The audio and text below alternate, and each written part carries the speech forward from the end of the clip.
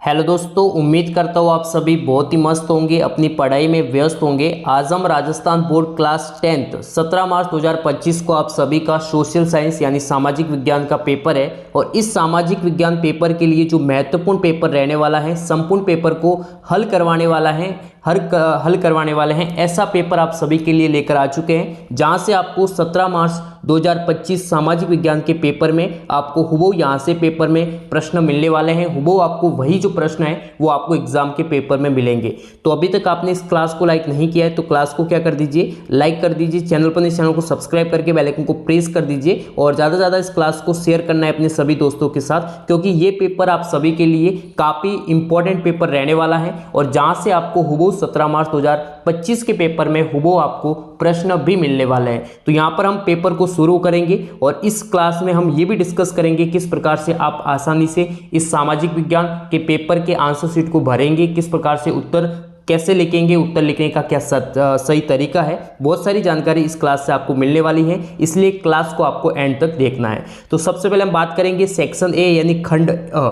जो खंड अ में आपको कुछ वस्तुनिष्ठ जो प्रश्न है वो आपको मिलेंगे। इन वस्तुनिष्ठ प्रश्नों को आपको यहाँ पर आपके जो आंसर शीट है, आंसर बुक होगी, उसमें आपको यहाँ पर प्रश्नों को भरना होगा, उत्तर को लिखना होगा। ठीक है, प्रश्नों को लिखने की आवश्यकता नहीं है, इस प्रकार की जो आंसर शीट होगी। ठीक है, और आंसर शीट में आपको यहाँ पर 2 कॉलम मिलेंगे। कितने कॉलम मिलेंगे? 2 कॉलम मिलेंगे। ये जो कॉलम है इसमें किसी प्रकार का आपको यहाँ पर नहीं लिखना है, यहाँ पर आपको प्रश्न की सीक्वेंस लिखनी है। और यहाँ पर आप जैसे ए है तो फर्स्ट ए का उत्तर लिखेंगे और का उत्तर सिर्फ ऐसे आपको नहीं लिखना है, अ ब श द ऐसा नहीं लिखना है। जैसे अ आंसर है तो अ लिखेंगे, उसके बाद प्रथम है तो प्रथम लिखेंगे, इस प्रकार भी आपको यहां पर उत्तर लिखना होगा। तो सही तरीका भी बहुत ही इंपॉर्टेंट है आपके मार्क्स को बहुत ही अप करने में। तो देखिए हम इंपॉर्टेंट क्वेश्चंस देखने वाले हैं 17 मार्च 2025 सामाजिक विज्ञान पेपर के लिए कौन कौन से प्रश्न रामबाण है जो कि आपको हुबहू जो है 17 मार्च 2025 के पेपर में मिलने वाले हैं। तो देखिए महात्मा गांधी जी ने कौन से गोलमेज सम्मेलन में भाग लिया था। देखिए प्रथम गोलमेज सम्मेलन हुआ, द्वितीय गोलमेज सम्मेलन हुआ। तो महात्मा गांधी जी ने जो यहाँ पर कौन से गोलमेज सम्मेलन में भाग लिया था, तो द्वितीय गोलमेज सम्मेलन में भाग लिया था। काफी इंपॉर्टेंट है और एक एक क्वेश्चंस को हम बहुत ही डिटेल से जानकारी लेंगे, बहुत ही डिटेल से मैं आपको आंसर बताऊंगा ताकि उससे जुड़ा भी कोई एक प्रश्न आ जाए वस्तुनिष्ठ में तो वो भी आप आसानी से कर सको। ये पेपर आप सभी के लिए बहुत ही इंपॉर्टेंट रहने वाला है, क्योंकि यहां पर मैं बहुत सारे क्वेश्चंस को क्या करवाने वाला हूं, सॉल्व करवाने वाला हूं। तो देखिए द्वितीय जो यहां पर गोलमेज सम्मेलन हुआ था, तो सबसे पहले इंपॉर्टेंट है कि द्वितीय जो गोलमेज सम्मेलन हुआ वो कहां पर हुआ था, गांधी जी ने कहां पर भाग लिया था और किसके नेतृत्व, गांधी जी ने किसका नेतृत्व किया था। तो यहां पर हम देखेंगे तो ये हुआ था लंदन में। कहां पर हुआ था? द्वितीय गोलमेज सम्मेलन हुआ लंदन में हुआ। कब हुआ? 1931 में हुआ। ठीक है, 1931 में हुआ। और आपको याद होगा एक और हुआ था 1931 में, क्या हुआ था? गांधी इरविन का समझौता। तो ये भी आपको ध्यान में रखना है कि आ सकता है, प्रश्न पूछा जा सकता है कि गांधी इरविन का जो समझौता है वो कब हुआ था। तो गांधी इरविन का जो समझौता है वो भी कब हुआ था? 1931 में हुआ था। तो इससे संबंधित इतनी आपको बातें ध्यान में रखना है। इंपॉर्टेंट है गांधी जी ने किसका नेतृत्व किया था, तो कांग्रेस के नेतृत्व से यहां पर द्वितीय जो गोलमेज सम्मेलन हुआ उसमें यहां पर भाग लिया था। ये भी काफी इंपॉर्टेंट है और 1931 में हुआ और कहां पर हुआ? लंदन में हुआ। तो इससे संबंधित इतनी आपको जानकारी ध्यान में रखनी है। नेक्स्ट यहां पर आप देखेंगे प्रश्नों को, तो 1890 में यहां पर अफ्रीका में कौन सी एक घातक बीमारी जो यहां पर फैल गई थी, जो को यहां पर पशुओं में फैली थी। ठीक है, न कि यहां पर मनुष्यों में, पशुओं में फैलने वाली 1890 में एक अफ्रीका में एक बहुत ही घातक बीमारी जो यहां पर इन्फ्लुएंस हुई थी। तो यहां पर आप देख सकते हैं कालाजार, पशु सेसक, रीडर पेस्ट या फिर फिंगर पेस्ट। तो एक बीमारी थी जिसका नाम है रीडर पेस्ट। रीडर पेस्ट जो है एक करके जो बीमारी थी वो बहुत ही ज़्यादा 1890 में क्या हुई थी? फैली थी। अब देखिए इससे लगभग यहाँ पर बताया जा रहा है कि 5.2 मिलियन लगभग जो है मवेशी है वो मर चुके थे इस बीमारी के कारण। और इस बीमारी का जो कारण था वो था अकाल था। 2 कारण बताए जा रहे हैं, एक तो था अकाल पड़ना और दूसरा है आर्थिक तंगी। आर्थिक तंगी, ये 2 कारण से इस बीमारी का क्या हुआ? फैलाव बहुत ही ज़्यादा हुआ और इसको कैटल प्लेग के नाम से भी जाना जाता है, ये भी आपको ध्यान में रखना है। इस बीमारी को किस नाम से जाना जाता है? कैटल प्लेग के नाम से भी जाना जाता है। यदि ऑप्शन में कैटल प्लेग आए तो भी आपको रीडर पेस्ट वाली बीमारी को ही समझना है। तो इससे संबंधित ये आपको जानकारी होनी चाहिए, काफ़ी इंपॉर्टेंट है। यहाँ से एक प्रश्न आपको 100% 17 मार्च 2025 सामाजिक विज्ञान के पेपर में मिल सकता है। नेक्स्ट क्वेश्चन यहाँ पर आप देख सकते हैं, बंबई में पहली कपड़ा मिल जो है वो स्थापित कब हुई थी पहली बार? तो पहली बार जो हुई थी वो हुई थी 1854 में। कब हुई थी? 1854 में हुई थी, पहली बार हुई थी। और यहाँ पर एक डेट भी आपको याद रखना है, 7 जुलाई 1854 में हुई थी। यहाँ पर ऑप्शन में ए ऑप्शन सही है, लेकिन डेट आ जाए तो 7 जुलाई 1854 में हुई थी। और ये Bombay spinning and viewing company है, उसके द्वारा की गई थी। ये भी आपको ध्यान में रखना है। इस कंपनी का आपको सिर्फ और सिर्फ नाम याद रखना है, Bombay spinning and viewing company के द्वारा 7 जुलाई 1854 में यहाँ पर इस मिल कपड़ा मिल यानी पहली कपड़ा मिल बंबई में यहाँ पर स्थापित की गई थी। तो इसका सही आंसर ए ऑप्शन हो जाएगा। नेक्स्ट यहाँ पर आप देख सकते हैं, विश्व में सर्वप्रथम मुद्रण की जो तकनीक है जिसे प्रिंटिंग, ठीक है, प्रिंटिंग तकनीक कहा जाता है, या मुद्रण की जो तकनीक है वो किस देश में विकसित हुई थी? तो वो हुई थी सिंध देश में। ठीक है, सिंध देश है, उसमें सबसे पहले मुद्रण की तकनीक का विकास हुआ था। निम्नलिखित में से किस राज्य में काली मृदा मुख्य रूप से पाई जाती हैं? तो मुख्य रूप से बोला गया है, ठीक है। वैसे तो गुजरात में भी पाई जाती हैं, महाराष्ट्र में भी पाई जाती हैं, लेकिन मुख्य रूप से महाराष्ट्र में अधिक पाई जाती हैं, उसके बाद गुजरात में पाई जाती हैं। यानी आपका ऑप्शन बिल्कुल ही क्या हो जाएगा? सही हो जाएगा।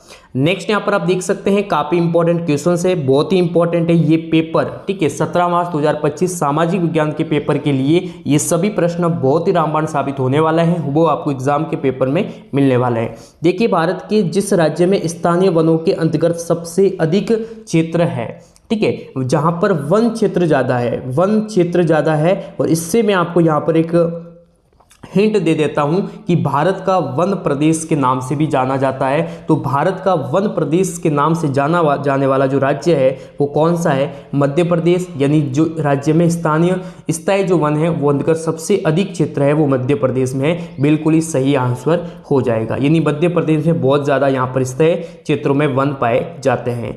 उत्तेजना और मानसिक चिंता, उसका जो स्रोत है वो वायु प्रदूषण है, ठीक है, तो बिल्कुल ही नहीं होगा। जल प्रदूषण नहीं होगा, तापीय प्रदूषण नहीं होगा, लेकिन ध्वनि प्रदूषण होगा। उत्तेजना और मानसिक चिंता का जो स्रोत है वो ध्वनि प्रदूषण को माना जाएगा। ये भी आपको ध्यान में रखना है।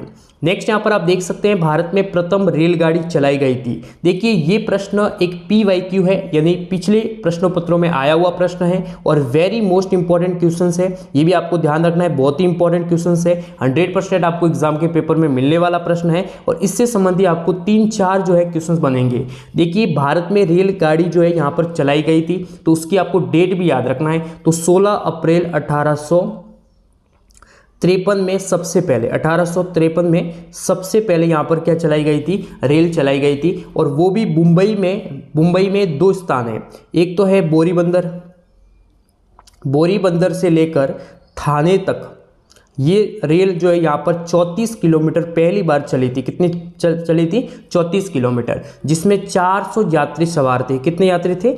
400 यात्री सवार थे। 3 इंजन का उपयोग किया गया था, जिसमें सुल्तान इंजन भी शामिल है। इससे संबंधित इतनी जानकारी आपको प्राप्त होनी चाहिए। इससे संबंधित एक भी क्वेश्चन आपका बाहर नहीं जाएगा, इससे दूसरा कोई प्रश्न नहीं पूछा जाएगा।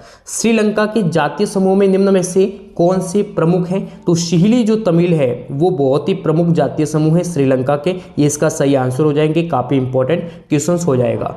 नेक्स्ट यहाँ पर आप देख सकते हैं, शासन की किस व्यवस्था में सरकार 2 या 2 से अधिक स्तरों वाली होती है? तो देखिए, एकात्मक व्यवस्था में एक सरकार जो होती है वो एक व्यवस्था पर निर्भर रहती है। किस पर रहती है? एक व्यवस्था पर निर्भर रहती है। सामुदायिक में बहुत सारी होती है, लेकिन संघीय व्यवस्था है वो 2 या 2 से अधिक स्तरों वाली व्यवस्था होती है। और संघीय व्यवस्था केंद्र से संबंधित होती है, केंद्र सरकार से संबंधित होती है। ये भी आपको ध्यान में रखना है, ठीक है, यहाँ पर। तो इसका सही आंसर बी ऑप्शन बिल्कुल ही क्या हो जाएगा? सही आंसर हो जाएगा। अभी तक आपने इस क्लास को लाइक नहीं किया है तो क्या कर दीजिए, क्लास को एक बार लाइक कर दीजिए, चैनल को सब्सक्राइब करके बेल आइकन को प्रेस कर दीजिए, और ज़्यादा से ज़्यादा इस क्लास को शेयर करना है अपने सभी दोस्तों के साथ।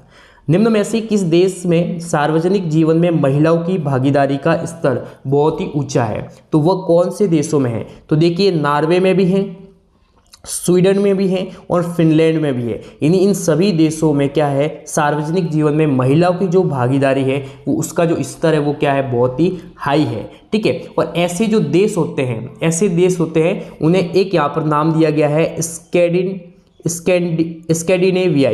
स्कैंडिनेवियाई नाम देशों से जाना जाता है। यदि ऑप्शन में ये आपको दिखे तो सिर्फ और सिर्फ ये आपको ऑप्शन राइट करना है कि ये जो देश है किन देशों में सार्वजनिक जीवन में महिलाओं की भागीदारी का स्तर बहुत ही ऊंचा है, तो स्कैंडिनेवियाई देशों में। और इसमें 3 देश है प्रमुख हैं, फिनलैंड है, स्वीडन है और नॉर्वे। ये आपको ध्यान में रखना है। विश्व के सबसे पुराने राजनीतिक दलों में से कौन सा दल है जो कि सबसे पुराना है, इसका आंसर आपको कमेंट करके बताना है। इस क्लास के बाद या अभी भी आप कमेंट कर सकते हैं, विश्व के सबसे पुराने राजनीतिक दल में से कौन सा दल सबसे पुराना है। भारतीय राष्ट्रीय कांग्रेस पुरानी है, भारतीय जनता पार्टी पुरानी है, बहुजन समाजवादी पार्टी पुरानी है या फिर जनता दल, तो कौन सा दल पुराना है ये आपको कमेंट बॉक्स में कमेंट करना है। किस क्षेत्र में अल्प रोजगार सर्वाधिक मिलता है, ऐसा कौन सा क्षेत्र है जहां पर अल्प रोजगार सर्वाधिक मिलता है, तो कृषि क्षेत्र में क्या मिलता है, अल्प रोजगार बहुत ही सर्वाधिक मिलता है। बाकी सेना क्षेत्र, उद्योग क्षेत्र, उत्पादक क्षेत्र में ऐसा देखने को नहीं मिलता है। तो ध्यान रहे कृषि क्षेत्र हो जाएगा, बहुत ही इंपॉर्टेंट क्वेश्चन है। नेक्स्ट यहाँ पर आप देख सकते हैं निम्नलिखित में से कौन सी संस्था ऋणों के औपचारिक स्रोतों, देखिए काफी इंपॉर्टेंट प्रश्न है, ऋणों के औपचारिक स्रोतों की कार्य प्रणाली पर क्या रखती हैं, नजर रखती हैं या फिर नियंत्रण रखती हैं, तो वो है भारतीय स्टेट बैंक, बिल्कुल ही गलत बैंक हो जाएगी। सेंट्रल बैंक ऑफ इंडिया बिल्कुल ही गलत है। यूनियन बैंक ऑफ इंडिया और बैंकों का बैंक जो कि भारतीय रिजर्व बैंक RBI, बहुत ही इंपॉर्टेंट है, रिजर्व बैंक ऑफ इंडिया, ये क्या करती हैं कि जितने भी यहाँ पर बैंक है उनकी जो संस्था की जो ऋणों के औपचारिक जो स्रोत है उन पर नियंत्रण रखने का कार्य करती हैं, उनकी कार्य प्रणाली को नियंत्रित करती हैं, देखरेख करती हैं, उन पर नजर रखने का जो कार्य करती हैं वो कौन सी बैंक है, RBI है या फिर भारतीय रिजर्व बैंक है। अब भारतीय रिजर्व बैंक, अब इसकी स्थापना कब हुई, काफी महत्वपूर्ण प्रश्न है। तो इसकी स्थापना हुई थी 1 अप्रैल 1935 में हुई थी। कब हुई थी, 1 अप्रैल 1935 में हुई थी। अब इस जो भारतीय रिजर्व बैंक का एक अधिनियम है तो वो अधिनियम पारित जो हुआ वो 1934 में हुआ था, एक्ट है जिसमें सभी नियम नियमावली जो है लिखी हुई है। कहाँ पर हुई थी, 1 अप्रैल 1935 में भारतीय रिजर्व बैंक की स्थापना हुई थी कोलकाता में, ये भी आपको ध्यान में रखना है, इससे संबंधित इतनी आपको जानकारी होनी चाहिए। तो काफ़ी इंपॉर्टेंट क्वेश्चन है, एग्जाम के पेपर में एक प्रश्न आपको 100% मिल सकता है। वैश्वीकरण और प्रतिस्पर्धा के दबाव में सर्वाधिक जो प्रभावित हुए हैं वो कौन सा वर्ग हुआ है, वैश्वीकरण के और प्रतिस्पर्धा के दबाव में, वस्त्र निर्यातक, कृषक वर्ग या फिर श्रमिक वर्ग या फिर बहुराष्ट्रीय कंपनी। तो यहाँ पर इसका सही जो आंसर है वो क्या होगा ये आपको कमेंट करके बताना है। नेक्स्ट यहाँ पर 17 मार्च 2025 सामाजिक विज्ञान के पेपर में दूसरा प्रश्न आपको रिक्त स्थान वाले प्रश्न मिलेंगे और यहाँ पर हम रिक्त स्थानों की पूर्ति कीजिए के लिए काफ़ी इंपॉर्टेंट क्वेश्चन लेकर आए हैं जो कि आपको पेपर में हुबहू आपको ये प्रश्न मिलने वाले हैं। इन सभी का मैं आपको बहुत ही डिटेल से आंसर बताऊंगा, बहुत ही अच्छे से यहाँ पर इनको प्रश्नों को समझाऊंगा, इसलिए आपको इस क्लास में एंड तक आपको बने रहना है। तो देखिए, इंग्लैंड के कपड़ा जो व्यवसायी है उससे ऊन खरीदते थे, तो कौन से जो देश से कहाँ से खरीदते थे, तो इंग्लैंड के कपड़ा जो व्यवसाय है वो यूरोप देश के, इसका आंसर हो जाएगा यूरोप के कहीं देशों से क्या करते थे, ऊन खरीदते थे, ये इसका सही आंसर हो जाएगा। ये आपकी जो लाइन है वो यहाँ पर आ जाएगी रिक्त स्थान में।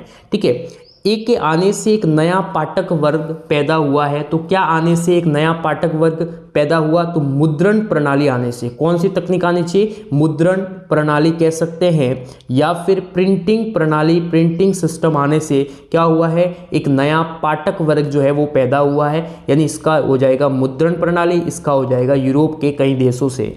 फिर है गर्व से बांधों को आधुनिक भारत के मंदिर कहते थे, तो कौन कहते थे, किन्होंने सबसे पहले बांधों को, बांध जो डैम, ठीक है, डैम जो है बांध है उनको आधुनिक भारत के क्या कहा जाता है, मंदिर कहा जाता है, तो ये किन के द्वारा कहा गया था। काफी इंपॉर्टेंट क्वेश्चन है, 17 मार्च 2025 पेपर के लिए बहुत ही महत्वपूर्ण प्रश्न है और ये PYQ भी है, यानी पिछले प्रश्न पत्रों में आया हुआ प्रश्न है। तो भारत के प्रधानमंत्री, प्रथम प्रधानमंत्री श्रीमान पंडित जवाहरलाल नेहरू जी के द्वारा गर्व से कहा गया कि बांधों को आधुनिक भारत के मंदिर कहा गया था, काफ़ी इंपॉर्टेंट है। और ये जो कहा गया वो किस समय कहा गया था? तो भाखड़ा जो नागल बांध है उसके निर्माण के समय में ये इन्होंने कहा था और इससे संबंधित ही कहा था, इसी बांध के संदर्भ में इन्होंने कहा था। तो भाखड़ा नागल बांध के संबंध में निर्माण के समय में पंडित जवाहरलाल नेहरू जी ने गर्व से बांधों को आधुनिक भारत के मंदिर कहा। इसका आंसर हो जाएगा पंडित जवाहरलाल नेहरू।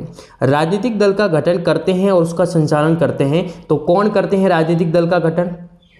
काफी इंपॉर्टेंट प्रश्न है। लोकतंत्र एक उत्तरदायी है, जिम्मेदार है और शासन है। तो कैसा शासन है? वैध शासन है। कैसा शासन है? एक वैलिड कह सकते हैं। तो लोकतंत्र एक उत्तरदायी है, जिम्मेदार है और एक वैध शासन है। इसका सही आंसर हो जाएगा। विकास की तुलनात्मक स्तर पर ज्ञान का एक नया क्षेत्र है। ठीक है, यह भी काफी इंपॉर्टेंट है। तो विकास की स्थिरता, इसका हो जाएगा स्थिरता। ठीक है, तो विकास की स्थिरता जो है वो यहाँ पर हो जाएगा स्थिरता। तुलनात्मक स्तर पर ज्ञान का क्या है? एक नया क्षेत्र है। आयात पर व्यापार अवरोधक का एक प्रमुख उदाहरण है। तो आयात पर कर, आयात पर जो कर है वो व्यापार अवरोधक का क्या है? एक बहुत ही प्रमुख उदाहरण है। आयात होता है तो क्या लगता है? टैक्स लगता है। तो यही एक अवरोधक है। क्या है? एक अवरोधक है व्यापार में। तो ये काफ़ी इंपॉर्टेंट है और उम्मीद करता हूँ आप बहुत ही अच्छी समझ गए होंगे। जो मैं आपको इंपॉर्टेंट क्वेश्चंस बता रहा हूँ उनको फाइनल आपको इसी क्लास में आपको रट लेना है। ठीक है, बाकी कुछ नहीं रखना है आपको, यहाँ पर इसी क्लास में ही रट लेना है प्रश्न, वो आपको एग्जाम के पेपर में मिलने वाला है। अब हम बात करेंगे अति लघुत्तरात्मक प्रश्न। निम्न में से उत्तर एक शब्द में देना है या एक पंक्ति में देना है। देखिए ध्यान रखिएगा, जो अति लघुत्तरात्मक प्रश्न है, ठीक है, उसमें आपको ज़्यादा समय क्या नहीं करना है? वेस्ट नहीं करना है। इसमें स्टूडेंट गलती कहाँ करते हैं? देखिए स्टूडेंट गलती ये करते हैं, जैसे मान लीजिए आपको पूछा गया है यहाँ पर सत्याग्रह का क्या अर्थ है। अब आपको उत्तर इसमें सटीक लिखना है। अब यहाँ पर आपको किसी भी प्रकार का दूसरा इधर गिधर की सत्याग्रह से संबंधित आपको कोई टिप्पणी नहीं करनी है। यहाँ पर सिर्फ और सिर्फ आपको सत्याग्रह का अर्थ पूछा है, तो आपको वो एकदम सटीक आंसर देना है और स्पष्ट आंसर देने की कोशिश करनी है। किसी भी प्रकार का इधर गिधर आपको यहाँ पर आंसर देने की कोशिश नहीं करनी है। तो देखिए यहाँ पर सत्याग्रह है तो उसका एकदम अर्थ क्या हो जाएगा कि सत्य के लिए आग्रह करना। एक तो इसका ये अर्थ होगा, सत्य के लिए आग्रह करना, ये एकदम इसका सटीक आंसर होगा। एक हो जाएगी कि सत्य पर दृढ़ बने रहना। ठीक है, ये इसका आंसर होगा। तो ये दो ही अर्थ होंगे और इसका आंसर आपको एक पंक्ति में या एक शब्द में देना है। आपको ज़्यादा पेज बढ़ने से कोई मतलब नहीं है, ये आपको ध्यान में विशेष तौर पे ध्यान रखना है। स्टेपलर क्या है? तो स्टेपलर ऊन को उसके रेशे और गुणवत्ता के आधार पर वर्गीकृत करना, ये क्या कहलाता है? स्टेपलर कहलाता है। काफ़ी इंपॉर्टेंट है और एग्जाम के पेपर में आपको वो ये प्रश्न देखने को। नेक्स्ट क्वेश्चन यहाँ पर आप देख सकते हैं, भाप के इंजन का आविष्कार किसने किया था? तो एक स्कॉटिश एक इंजीनियर थे जिनका नाम है जेम्स वॉट। जेम्स वॉट के द्वारा जो यहाँ पर भाप का इंजन है उसका क्या किया गया था? आविष्कार किया गया था। काफ़ी इंपॉर्टेंट क्वेश्चन है और ये एक PYQ है, यानी बहुत ही इंपॉर्टेंट है।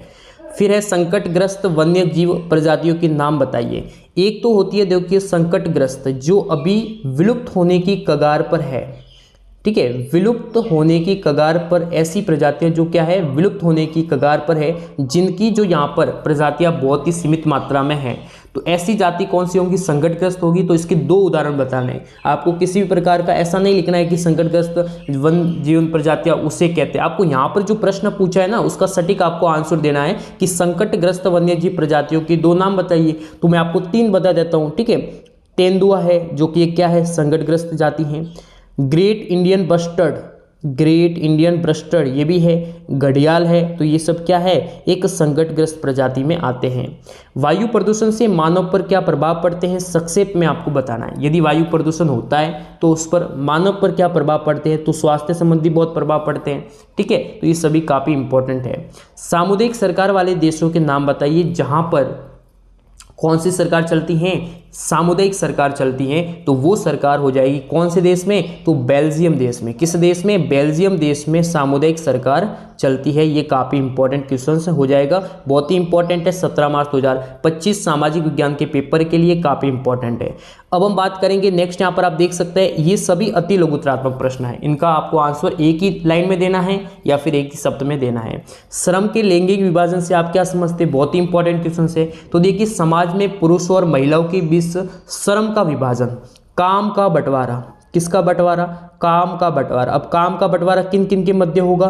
पुरुषों में, मेल में और फीमेल में, इन दोनों के मध्य काम का बंटवारा, श्रम का विभाजन क्या कहलाता है? श्रम के लैंगिक विभाजन कहलाता है। ये आपको ध्यान में रखना है, काफी इंपॉर्टेंट क्वेश्चन है, एक लाइन में इसका आप आंसर दे सकते हैं। राजनीतिक दलों में सुधार हेतु कोई 2 सुझाव लिखना है। प्राथमिक क्षेत्र को परिभाषित कीजिए। तो प्राथमिक क्षेत्र प्राकृतिक संसाधनों का उपयोग जिस क्षेत्र में होता है, प्राकृतिक संसाधनों का उपयोग जिस क्षेत्र में होता है वो क्षेत्र कौन सा होता है? यहाँ पर प्राथमिक क्षेत्र होता है। प्राथमिक क्षेत्र में कृषि आता है, ठीक है, पशुपालन वगैरह है, ये सभी प्राथमिक क्षेत्र के मुख्य उदाहरण हैं। वे कंपनी जो एक से अधिक देशों में उत्पादन पर नियंत्रण रखती हैं, स्वामित्व रखती हैं, ये जो कहलाती हैं वो कौन सी कंपनी कहलाती हैं? बहुराष्ट्रीय कंपनी कहलाती हैं। कौन सी कंपनी कहलाती हैं? बहुराष्ट्रीय कंपनी कहलाती हैं, या उसे बहुराष्ट्रीय निगम भी कहा जाता है। ये भी आपको ध्यान में रखना है, काफी इंपॉर्टेंट है, ठीक है। उसके बाद देखिए लघुतरात्मक प्रश्न। इन लघुतरात्मक जो प्रश्न है उनका आंसर थोड़ा आपको डिटेल में देना होगा। यदि 50 शब्द में मिनिमम आपको उसकी जो शब्द सीमा बताई गई है, वर्ड लिमिट बताई गई है, शब्द सीमा बताई गई है, वो आपको बताई गई है, 50 शब्दों में आंसर देना होगा। देखिए सबसे पहले है रॉलेट एक्ट। तो रॉलेट एक्ट क्यों लागू किया गया था? अब यहाँ पर आपको किसी प्रकार का रॉलेट एक्ट क्या था, रॉलेट एक्ट कब आया, क्यों आया, ठीक है, यहाँ पर पूछा गया कि क्यों लागू किया गया। अब आपको क्यों लागू गया, इसके आपको 4 से 5 क्या बनाने हैं? पॉइंट बनाने हैं, बिंदु बनाने हैं। जितना आप स्पष्ट आंसर देंगे उतने आपको बढ़िया मार्क्स मिलेंगे। अब इसमें आप पूरे रॉलेट एक्ट की टिप्पणी करने बैठेंगे तो आपका ये आंसर बिल्कुल ही सटीक स्पष्ट आंसर जो है यहाँ पर नहीं होगा। तो देखिए रॉलेट जो एक्ट है, सिर्फ और सिर्फ सामान्य जानकारी के लिए मैं आपको बता रहा हूं, रॉलेट एक्ट जो आया था वो 19 मार्च 1919 में लाया गया। क्या था? एक एक्ट था। इस एक्ट का प्रमुख उद्देश्य क्या था? इस एक्ट का प्रमुख उद्देश्य था कि राष्ट्रीय जो आंदोलन था, जो चल रहे 1919 के राष्ट्रीय आंदोलन थे, मान लीजिए अशोक आंदोलन वगैरह है, तो राष्ट्रीय जो आंदोलन है उनको कुचलने के उद्देश्य से लाया गया क्या था? एक एक्ट था, रॉलेट एक्ट। अब ये लागू क्यों किया था? राष्ट्रीय आंदोलनों को कुचलने के लिए लागू किया गया था, भारतीयों को डराने के लिए किया गया था, स्वतंत्रता आंदोलनों को डराने के लिए किया गया था, और भारतीयों के लिए जो मौलिक जो अधिकार थे उनकी हनन करने के लिए इसको जो है यहाँ पर लागू किया गया था। तो ये प्रमुख इसके 4-3 आपको क्या लिखने हैं? पॉइंट लिखने हैं। सापे खाने के आविष्कार की पढ़ने की संस्कृति को किस प्रकार प्रभावित किया है? संसाधनों के संरक्षण हेतु क्या कदम उठाए जाने चाहिए? काफी इंपॉर्टेंट प्रश्न है, और ऐसे प्रश्न आपको हुबहू एग्जाम के पेपर में मिलने वाले हैं जो मैं यहाँ पर बता रहा हूँ। देखिए बहुउद्देशीय परियोजनाओं के कोई 2 उद्देश्य लिखिए। तो देखिए बहुउद्देशीय जो परियोजनाएं होती हैं, ठीक है, वो उन उद्देश्य यानी ऐसी योजनाएं, ऐसी परियोजनाएं जिनका उद्देश्य क्या होता है? बहु होता है, यानी बहुत सारे उनके उद्देश्य होते हैं, एक उद्देश्य उनका नहीं होता है। श्रीलंकाई तमिलों से क्या आंदोलन है? ठीक है, लोकतंत्र में पारदर्शिता के क्या लाभ है? काफी इंपॉर्टेंट क्वेश्चन है। उसके बाद देखिए वैश्वीकरण से आप क्या समझते हैं? वैश्वीकरण का अर्थ होता है ग्लोबलाइजेशन। वैश्वीकरण विश्व स्तर पर घटनाओं, वस्तुओं का क्या करना? रूपांतरण करना। सीधा सा एक परिभाषा मैं आपको बताता हूं, बहुत ही सटीक परिभाषा है। वस्तुओं, घटनाओं का विश्व स्तर पर रूपांतरण करना ही क्या है? वैश्वीकरण है। इट मीन्स ग्लोबलाइजेशन है, ठीक है, तो काफी इंपॉर्टेंट है। उसके बाद देखिए उपभोक्ता संरक्षण अधिनियम की आवश्यकता क्यों अनुभव हुई? तो एक उपभोक्ता के साथ किसी भी प्रकार का, एक उपभोक्ता के साथ या उपभोक्ता के जो अधिकार है वो उनको स्पष्ट रूप से मिले, एक उपभोक्ता अपने संरक्षण, अपने अधिकारों का संरक्षण कर सके, अपना नुकसान जो फायदा वगैरह है वो पहचान सके, उसके लिए इसकी आवश्यकता हुई। अपने शब्दों में स्पष्ट रूप से आपको लिखना है। आर्थिक महामंदी का वैश्विक अर्थव्यवस्था पर क्या प्रभाव पड़ा? काफी इंपॉर्टेंट क्वेश्चन है, ऐसे ही प्रश्न आपको मिलेंगे, और इनकी उत्तर सीमा 100 शब्द है, तो आपको अच्छे से आपको इनका आंसर लिखना है। ब्रेटन वुड्स प्रणाली के समाप्त होने के लिए उत्तरदायी जो कारक है उस पर आपको प्रकाश डालना है, काफी इंपॉर्टेंट है, ठीक है।